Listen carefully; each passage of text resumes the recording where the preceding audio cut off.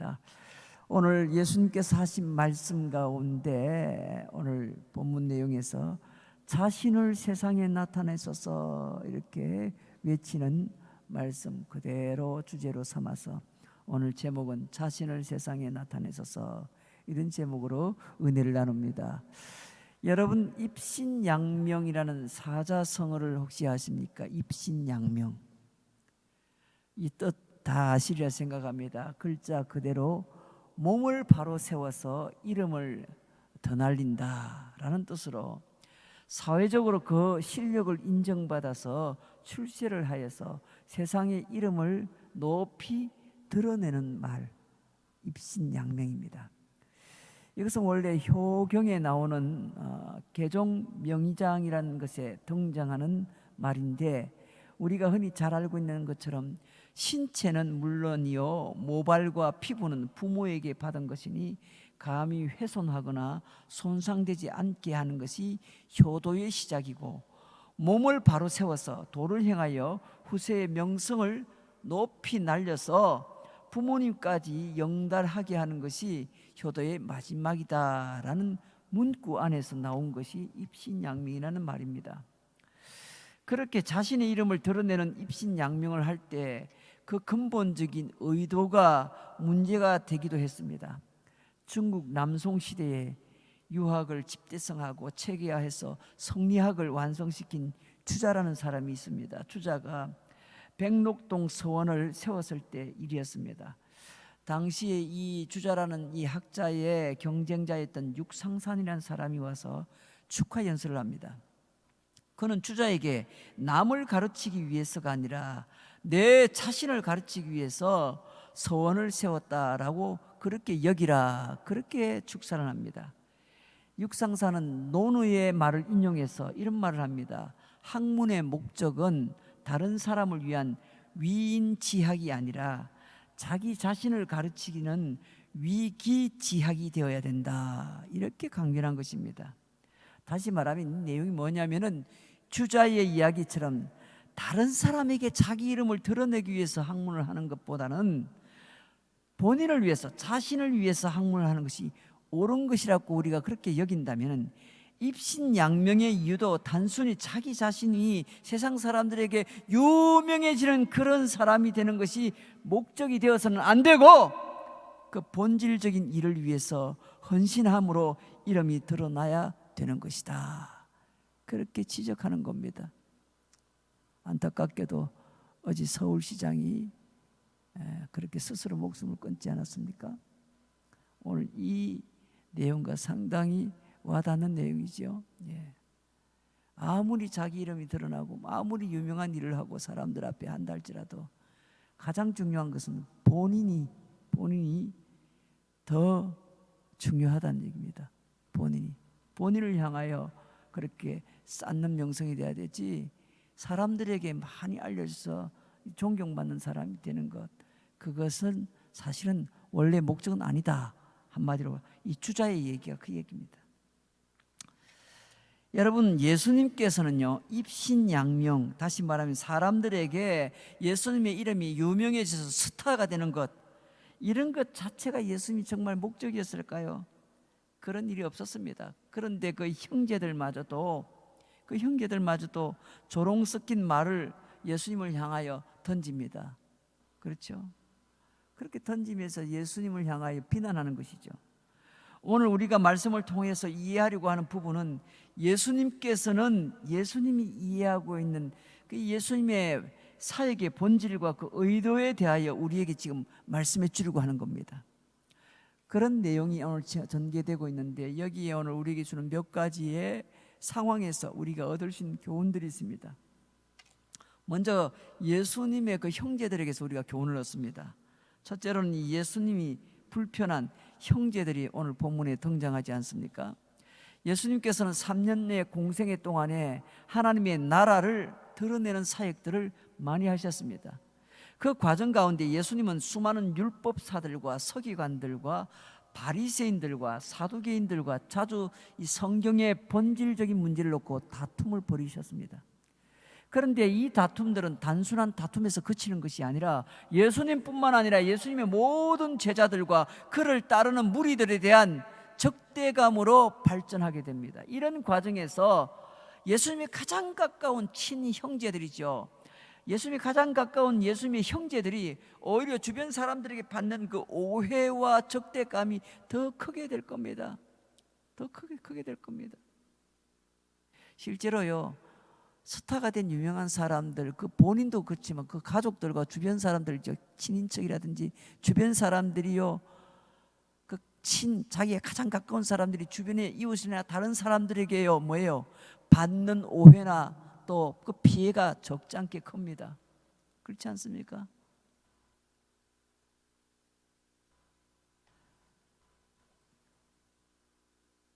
그래서 다른 사람들이요, 아무리 형제라도요,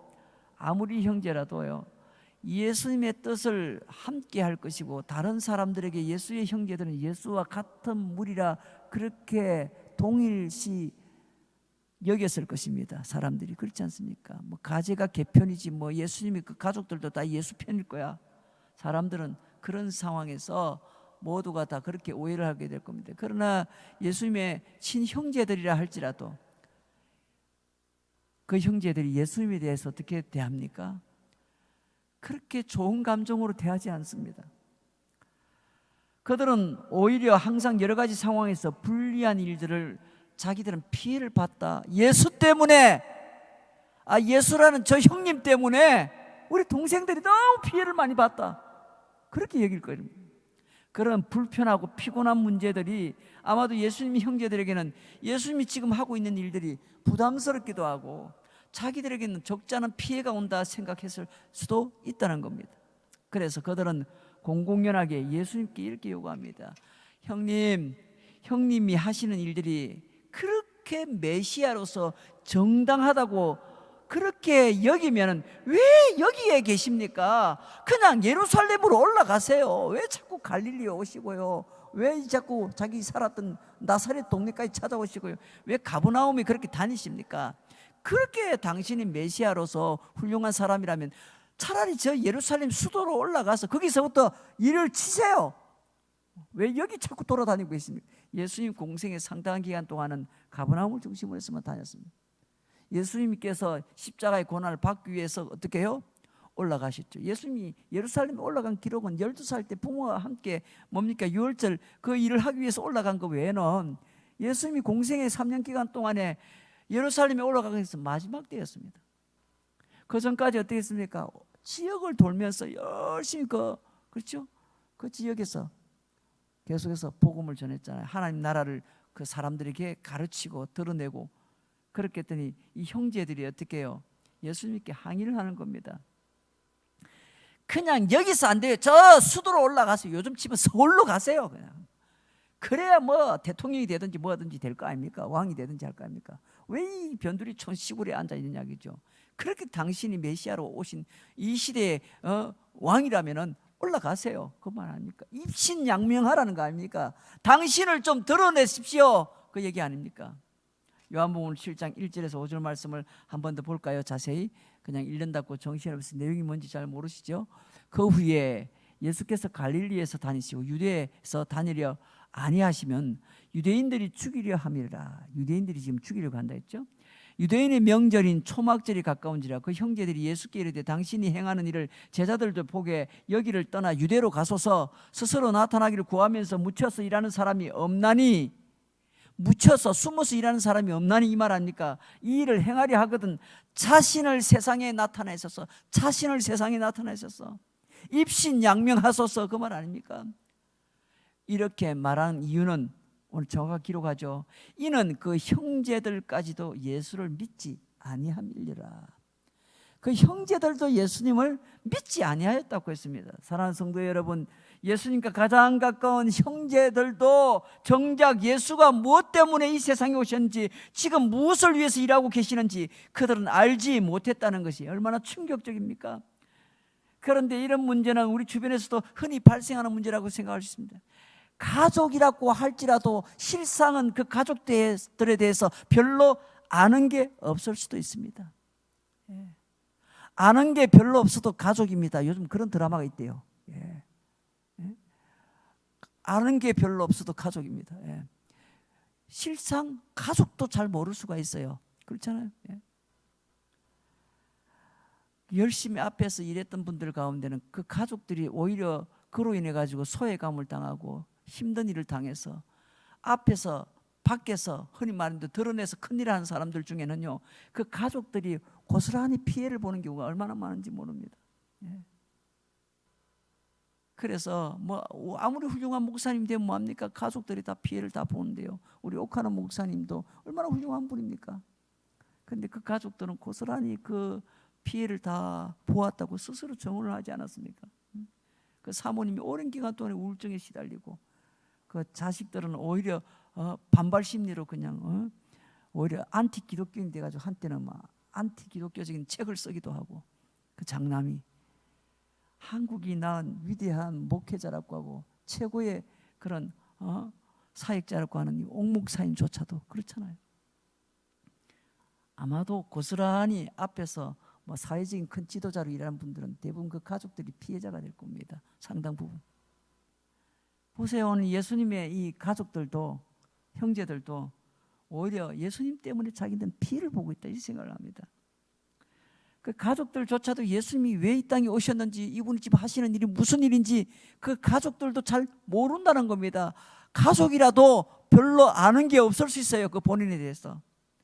우리 주변에는 친척이고 형제 자매라고 할지라도 아직도 우리가 어떤 사람인지, 누구를 위해서 사는지 모르는 분들이 많이 있어서 그분들도 가끔은 세상적인 입신양명을 하는 것이 가장 큰 가치라 생각하고 그렇게 권면하는 사람들이 없습니까?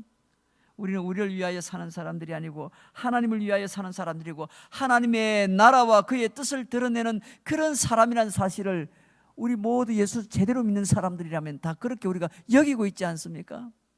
그런데 잘 이해를 하지 못하는 믿지 않는 가족들이나 친인척들이나 지인들은요, 저 친구는 교회 다닌다고 미쳐있는데 도대체 뭐 하는지 모르겠어. 그렇게 하면서 오히려 뭐예요? 예수 믿고 구원받은 하나님의 성도들이 이 땅에 살아가는 비전과 목적과 목표와 방향이 일반 예수를 알지 못하는 사람하고는 다르지 않습니까? 우리는 찬양할 때 살아도 주를 위하여 죽어도 주를 위하여 그렇게 찬양하지 않습니까? 우리의 인생의 목적은 오직 하나님의 영광을 위하여 그렇게 외치지 않습니까?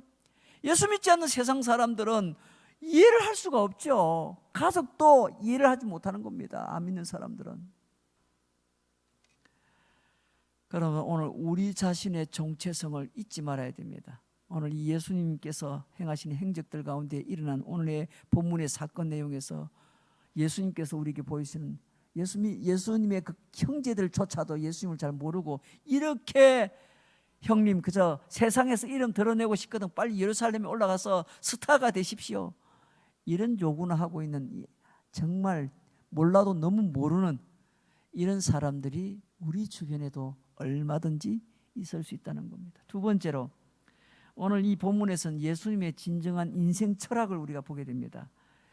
앞서 서두에 말씀드렸던 이 주자의 이야기와 예수님의 상황을 대입시켜서 생각해 보면 예수님께서는 자기 자신의 이름을 드러내시는 입신양명의 삶을 사려고 했던 것은 결코 아니었습니다. 예수님은 철저하게 하나님의 나라를 드러내시기 위한 삶을 살려고 했습니다. 결국은 그런 삶을 살려고 하다 보니 세상은 어떻게 해요? 예수님을 좋아하지 않았습니다. 6절 7절 말씀을 한번 보세요. 예수께서 이르시되 내 때는 아직 이르지 아니하였거니와 너희 때는 늘 준비되어 있느니라. 세상이 너희를 미워하지 아니하되 나를 미워하니 하나니 이는 내가 세상의 일들을 악하다고 증언함이라.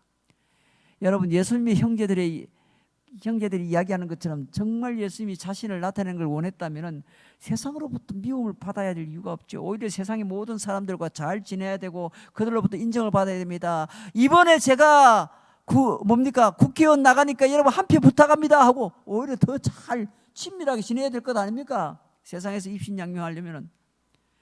예수님이 정말 뭐예요? 유대인들의 그 자기 동족으로부터 뭐예요? 인정을 받아서 뭐예요? 마치 이스라엘 유대 나라의 새로운 왕으로 새로운 그런 어떤 지도자로 성장하려면은 오히려 이스라엘 백성들에게 인심을 얻고 표를 얻고 그래 돼야 되는 것 아닙니까? 그런데 미움을 당하잖아요. 왜 예수님 미움을 당한다고 말씀하셨어요? 하나님의 나라를 그들 가운데 가르쳐주고 현재 세상의 나라는 악하니 회개하라. 천국이 가까이 왔다. 그렇게 계속해서 복음을 전하니까 세상 사람들이 볼 때 어떻게 해요? 좋게 받아들일 리가 없죠. 특히 당시에 유대 사회의 주류라고 볼 수 있던 이런 바리새인이라든지 제사장이라든지 사두개인이라든지 그 지배층에 있는 많은 사람들은 오히려 예수님에 대해서 맹비난을 하잖아요. 오히려 그 사람들을 끌어들여가지고 예수님이 뭐예요? 지지 세력으로 만들면 예수님이 뭐예요? 헤로드 왕을 밀어내고 예수님이 왕이 될 수 있죠. 정치적으로. 그렇게 해야 정상인데 그렇게 하지 않았습니다. 오히려 예수님은 뭐예요? 세상으로부터 뭐예요? 미움을 받았다고 했습니다. 왜냐하면 지금 일어나고 있는 모든 세상적인 일들은 하나님 보시기에 악하다 그렇게 지적했기 때문에 그것들과 싸우심으로써 세상으로부터 미움을 받는다 그렇게 말씀합니다. 다시 말하면 예수님은 자신의 입신양명을 위해서 사신 것이 아니라 하나님의 나라를 위해서 그리고 궁극적으로 구원받는 주의 백성들 저와 여러분을 위하여 주님께서는 사시는 것이 그분의 인생 철학이었던 겁니다. 그분의 삶의 목적이 살아가는 이유가 바로 하나님의 나라를 드러내고 구원받을 하나님의 성도인 저와 여러분들을 위해서 사신 인생이 예수님의 인생 철학이었던 겁니다. 세 번째로 하나님의 나라를 그렇다면 드러내면 어떻게 되는가? 결론은 그겁니다. 세상으로부터 미움을 받습니다. 세상으로부터 미움을 받습니다. 하나님의 나라를 드러내면 반드시 세상으로부터 미움을 받습니다. 어떤 면에서 지금 뭐예요? 제대로 예수 믿고 제대로 성도답게 살아간다면 이 세상에서는 반드시 뭐가 올까요? 미움을 받습니다. 불편해집니다. 사는 것 자체가. 그리고 뭐예요? 때로는 뭐예요? 내가 하는 것마다 굉장히 뭐예요? 적들이 자꾸 생깁니다. 어려움을 당하죠. 예수 믿으면 만사형통하리라를 세상적인 기준의 만사형통으로 생각하지 마세요. 예수 믿으면 병도 치료되고 병도 안 걸리고 예수 믿으면 하는 사업장 무조건 잘 되고 예수 믿으면 뭐든지 내 자식 잘 되고 여러분 그렇지 않습니다. 예수 믿기 때문에 어떤 때는 예수 믿기 때문에 사업이 더 힘들 수도 있고 예수 믿기 때문에 어떨 때는 뭐예요? 자식이 어려울 수도 있고 예수 믿기 때문에 내 몸에 병이 들 수도 있는 겁니다. 그것이 나를 향한 하나님의 뜻이라면 그게 오히려 나를 위한 것이라면 주님은 그렇게 하실 것이라는 겁니다. 때로는 주님께서 뭐예요? 고난을 통해서도 자기 백성들을 이끌어 가시는 겁니다. 때로는 심지어는 악한 자들을 일으켜서 자기 백성들을 괴롭게 함으로써 하나님께서 뭐예요? 자기 백성들을 바르게 이끌어 가시기 위해서 오히려 더 잘되게 하기 위해서 때로는 악한 자도 이용하시고 고난도 이용하시는 것 아닙니까? 그렇기 때문에 여러분 진정한 그리스도인이 되어서 이 세상에 산다는 것은 세상으로부터 미움과 박해를 당할 수밖에 없습니다. 당연히 당하는 게 정상입니다. 그렇지 않습니까? 세상이 우리가 살아가는 이 세상에서 주는 가치관이나 세상이 우리에게 주는 모든 모습들은요 뭐예요? 하나님을 믿는 주의 성도들이 그것을 함께 따라가는 것은 거의 불가능합니다. 불가능한 겁니다. 세상은 죽으라고 뭘 추구합니까? 돈을 추구합니다. 명예를 추구합니다. 그렇잖아요. 잘 먹고 잘 사는 거 추구합니다. 부귀영화를 추구합니다. 그런데 하나님의 나라는 어떻게 말합니까? 돈과 하나님의 나라를 겸하여 섬길 수는 없다. 그렇게 말씀하지 않습니까? 성경을 보세요. 어디 그렇게 되어 있는가? 철저하게 뭐예요? 세상이 가지고 있는 가치관과는 거의 반대입니다. 반대. 그렇지 않습니까?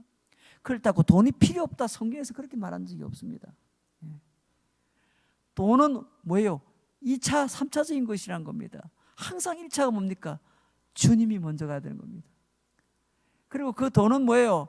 주님께서 나에게 주신 것이니까 주님께서 모든 물건을 쥐고 계시니까 주님이 주신 것이니까 주님의 뜻에 합당하게 사용함으로써 하나님의 영광을 드러내는 도구에 불과한 것이지 그 물질 자체가 목적이 되어서는 안 된다는 겁니다. 물질 자체가 우상이 되어서는 안 된다는 겁니다.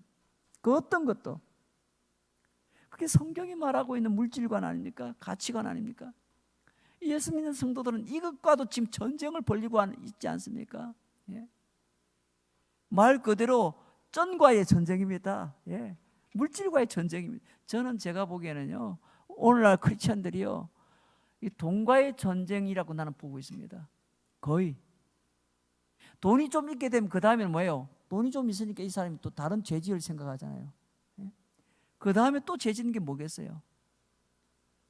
성적인 것이 될 수도 있고, 그 다음에 또 죄지는 게 뭐겠어요? 명예를 위해서 남을 또 속일 수도 있고, 그럼 나가는 거죠. 근데 이 모든 것들이 결국은 뭐예요? 성경이 말하고 있는 일종의 우상과 다를 바가 없는 겁니다. 뭐가 우상이 됩니까? 하나님보다 우선순위가 되는 건 다 우상이 되는 겁니다. 하나님이 먼저 가고 그 다음에 뭐예요? 그 다음에 모든 것들은 다 도구로 사용하게 됩니다. 주님을 위한 도구로 쓰면 되는 겁니다. 그러면 전혀 문제가 안 됩니다. 주님을 위한 도구로 쓰려고 하니까 뭐예요? 우리가 뭘 알아야 되겠어요? 주님의 뜻이 무엇인지를 알아야 되니까. 주님의 뜻을 알려고 하니까 어떻게 해야 돼요? 내 힘으로 안 되는 거예요. 성령께 도움을 요청해서 뭐예요? 하나님의 말씀을 통하여 나를 향하신 구체적인 하나님의 뜻을 깨닫는 거예요.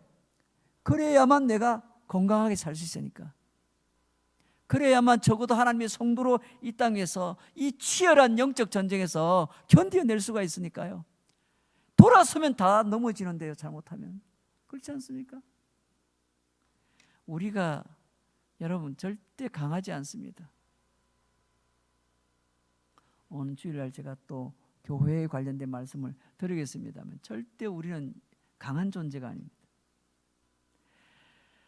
히브리적 관점에서 보면요, 이 세상은 둘로 나눠져 있습니다. 그래서 이쪽을 좋아하면 저쪽이 미워하고 저쪽을 좋아하면 이쪽이 미워하게 된다라고 유대인들은 생각했습니다.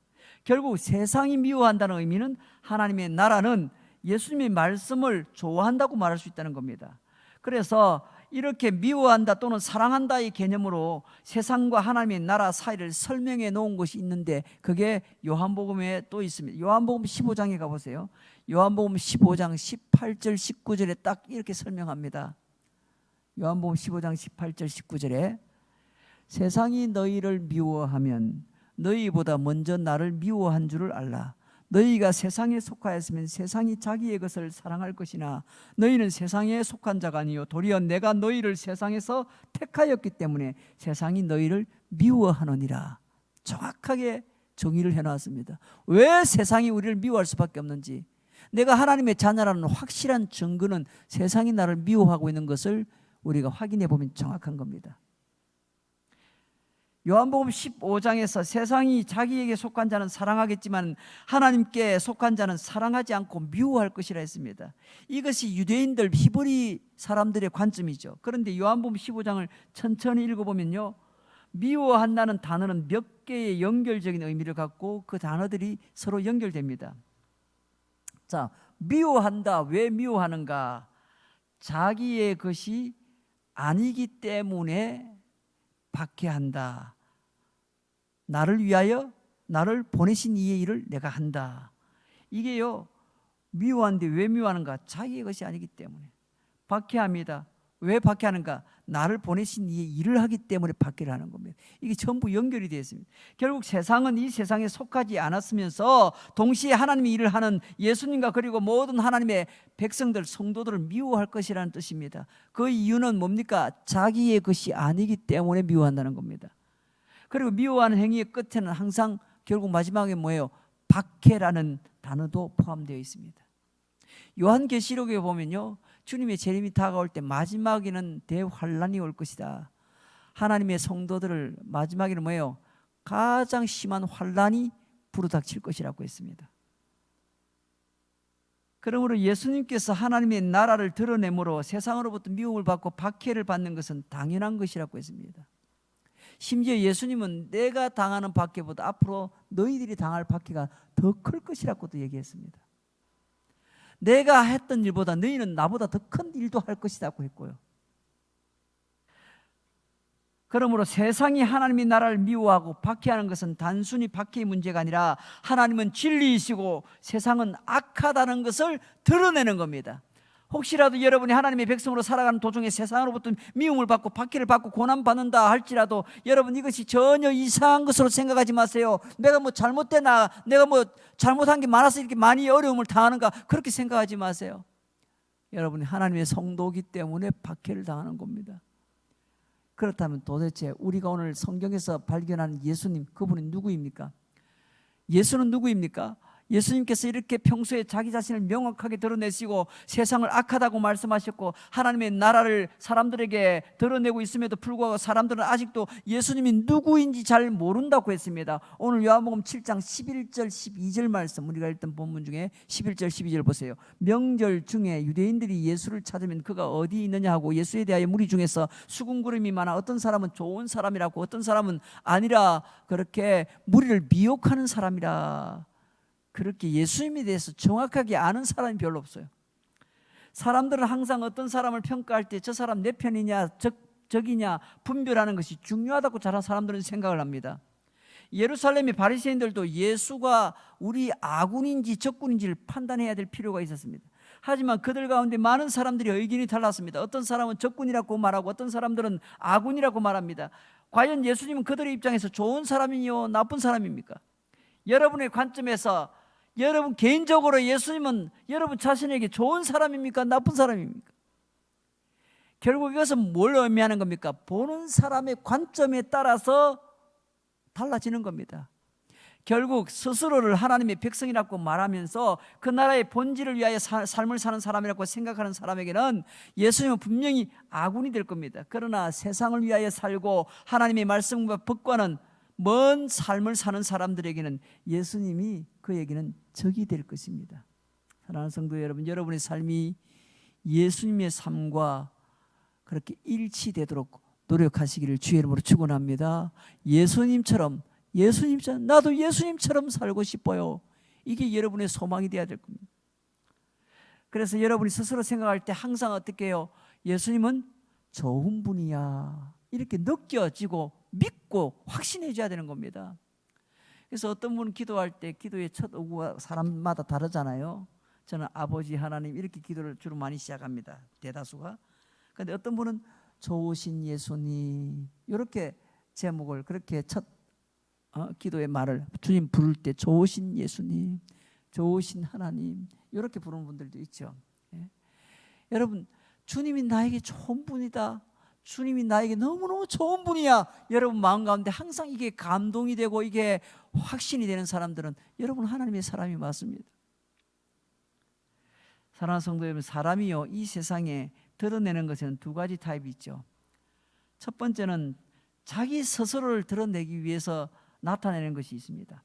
그래서 이런 경우는 철저하게 자기 자신을 위한 경우이죠. 두 번째는 자신의 본질적인 정체성을 드러내면서 동시에 그 사람이 드러나는 경우이죠.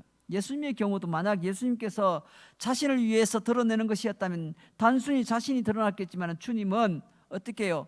자신을 통하여 하나님의 나라를 드러내시고 하나님의 뜻을 드러내는 분이에요. 당신을 보니까 하나님 정말 계시네요.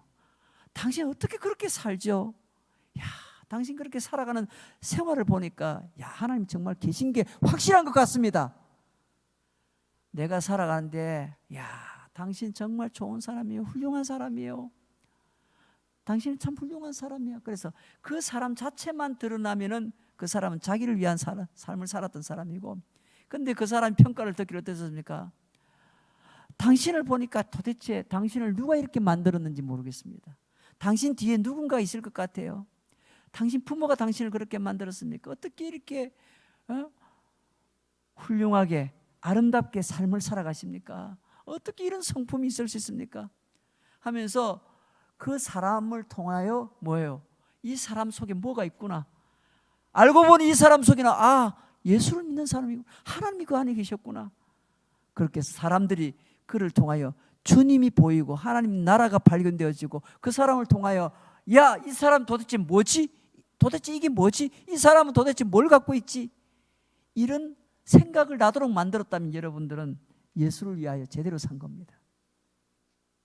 결과적으로 예수님을 통해서 드러나는 하나님의 나라는 세상의 많은 사람들에게 하나님 나라의 본질을 알게 했고, 하나님은 그런 예수님을 통하지 않고는 하나님을 전혀 만나지 못하도록 만들어 놓으셨습니다. 오직 예수 아니고는 하나님 앞에 나아갈 수 없도록 만들었습니다. 여러분, 오늘 우리 시대도 마찬가지입니다. 그리스도인으로서 우리의 본질을 이야기하자면 우리는 우리 자신을 위하여 사는 사람이 아니라 하나님의 나라를 위하여 사는 사람들입니다. 그래서 우리는 스스로 어떤 것을 드러내려고 한다면 단순히 우리 자신만 드러내겠지만 우리 안에 있는 본질인 하나님의 나라와 하나님의 뜻을 드러내려고 노력한다면 우리를 통해서 하나님의 나라가 드러날 것이고 하나님은 그것을 통하여 기뻐하시고 영광을 받으실 것입니다. 사랑하는 성도 여러분, 오늘 이런 은혜와 축복이 저와 여러분 가운데 있기를 주의 이름으로 축원합니다. 그래야 이 마지막 때에 하나님이 정말 기뻐하시고 원하시는 그런 성도들의 삶이 되시기를 주의 이름으로 축복합니다. 우리 함께 기도하겠습니다.